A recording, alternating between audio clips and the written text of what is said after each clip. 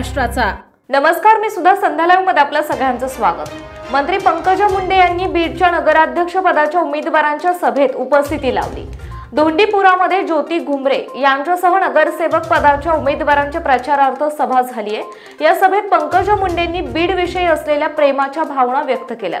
महिला जर कुठली वस्तू घेताना 10 वेळा बघून घेतात तर आपलं भविष्य निवडताना, पार्टी निवडताना त्या बघतील का?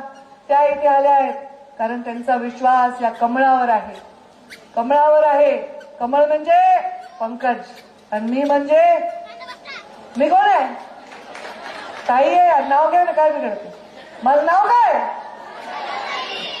मग माझ्यावर विश्वास आहे का नाही? माझ्या पालकत्वामध्ये, योगेश क्षीरसागरांच्या नेतृत्वामध्ये ज्योती घुमरे आणि आमच्या जगदीश भाऊ आणि सगळ्या उमेदवारांना विजयी करा। मी या बीडच्या विकासाच्या मागे ताकदीने उभी राहील। विश्वास आहे का नाही? या बीड जिल्ह्यामध्ये कधीच नॅशनल हायवे कुणी स्वप्नात, एकच नॅशनल हायवे मुंडे साहेबांनीच केलं अमळनेरच्या तिकडून। त्या बीडचा चेहरा मोहरा बदल मी यांना सगळ्यांना निवडून आल्यावर पाठवणार आहे भोपाळला आणि इंदोरला। तिथे काय आहे? सगळ्यात चांगल्या देशातल्या महानगरपालिका म्हणून 10 वर्ष त्यांनी पारितोषिक घेतलंय। मी जालन्याची पालकमंत्री आहे। मी जालन्याच्या टीमला ऑलरेडी पाठवलं इंदोरला आणि भोपाळला। तिथे तुम्ही जाणार, तुम्ही शिकणार की कचऱ्याचं व्यवस्थापन कसं करायचं। नुसतं कचऱ्याचं व्यवस्थापन नाही होणार, या कचऱ्यावर प्रक्रिया सुद्धा करणार आहे। जे बिंदुसरा नदीला दुर्गंधी आहे, का अतिक्रमण आहे, घाण आहे, त्या नदीचं पुनर्जीवन पर्यावरण मंत्री म्हणून मी करेन। वाटेल तेवढा पैसा लागला तरी तो दिल्याशिवाय राहणार नाही। पूर्ण बिंदुसरा नदीच्या शेजारी सकाळी सकाळी जॉगिंगला सगळे तरुण मंडळी, म्हातारे मंडळी वॉकिंगला, महिला वॉकिंगला तिथे जातील। दुर्गंधी नाही, घाण नाही, स्वच्छ असं बीड, सुंदर असं बीड आणि सुरक्षित असं बीड करणार आहे। हे तुमच्या आशीर्वादाने शक्य आहे। एवढ्या महिला आलात का? आलात ग एवढ्या महिला का आलात तुम्ही?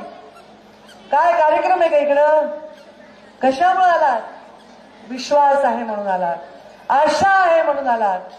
ज्या नेतृत्वाकडे पाहून विश्वास वाटतो, ज्या नेतृत्वाकडे पाहून आशा वाटते, अशा प्रधानमंत्री नरेंद्र मोदींच्या हाताखाली काम करत असताना तुमच्या डोळ्यातला विश्वास कणभर सुद्धा मी कमी होऊ देणार नाही। लाडक्या बहिणी आहेत की नाही?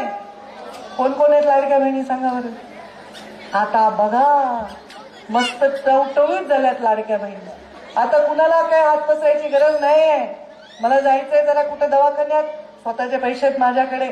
पोरीला मला काही द्यायचंय, स्वतःचे पैसे आहेत माझ्याकडे। माहेरचं कोणी आले, मला गोड करायचंय, नको बाबा कुलपट जरी ठेवलं सासूनी तरी माझ्याकडे स्वतःचे पैसे। हे आज तिला एक स्वाभिमान देण्याचं काम केलेलं आहे आणि हे आता अजून वाढव अशी इच्छा आहे। आता हे सगळे जरा काय काही बोगस झालेत, कुणी 5 घ्यायलंय, कुणी 6 घ्यायलंय। पुरुषांनी सुद्धा काही ठिकाणी तर ऍप्लिकेशन दिले की आम्हाला लाडकी बहीण, म्हणजे असं बोगसगिरी कमी करण्यासाठी आम्ही या सगळ्या झाल्यानंतर ज्यांनी पहिलं दिले तेच दुसरं देतील ना, ज्यांनी आता दिले तेच वाढवून देतील।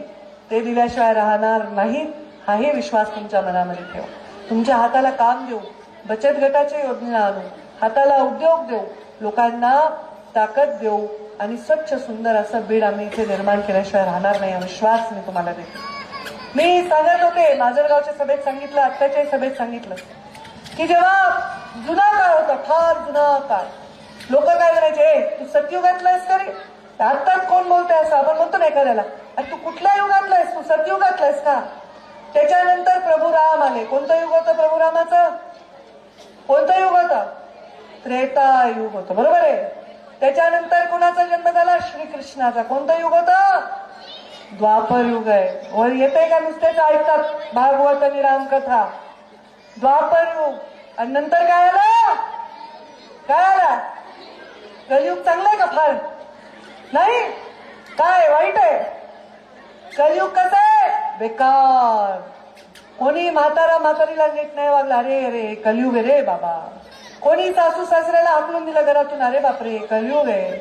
मुलं आई वडिलांना उलट बोलायले, कलियुग आहे। नवरा बायकोला वाईट वागायला, कलियुग आहे। बायको घरात लक्ष देईना, कलियुग आहे। काही झाले का आपण? अरे घोर कलियुग आहे म्हणतो की नाही? पण तुम्हाला मी सांगते शास्त्रात काय, घोर कलियुग येण्याच्या आधी एक युग येतं, त्याचं नाव आहे शक्ती युग। आणि आता ते शक्ती युग चालू आहे 2026 हे शक्ती युग आहे. आणि ह्या शक्ती युगात काय होतं सांगा? शक्ती म्हणजे काय? शक्ती म्हणजे काय? पुरुष आहे का शक्ती? तो शक्ती म्हणतो का आपण? काय म्हणतो? ती शक्ती. का म्हणतो ती शक्ती? वेळ आहेत का आपण? का? ती म्हणजे शक्ती आहे. शक्ती म्हणजे स्त्री आहे, जिच्याशिवाय शिवही शवा समान आहे, अशी ती शक्ती आहे. आणि जो शक्तीच्या मागे उभे राहील, जो शक्तीला ताळेल, जो शक्तीची पूजा करेल, जो शक्तीच्या मागे शक्ती देईल, त्याचंच आता राज्य येणार आहे.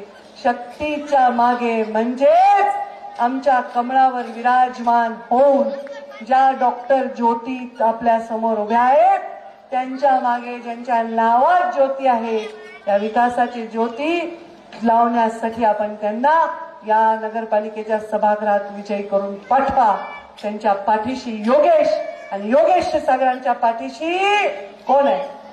ताज्या आणि महत्त्वपूर्ण बातम्या पाहण्यासाठी आजच आमच्या संध्या लाईव्ह न्यूज चॅनलला YouTubeवर सबस्क्राईब करा आणि बेल आयकॉन प्रेस करा.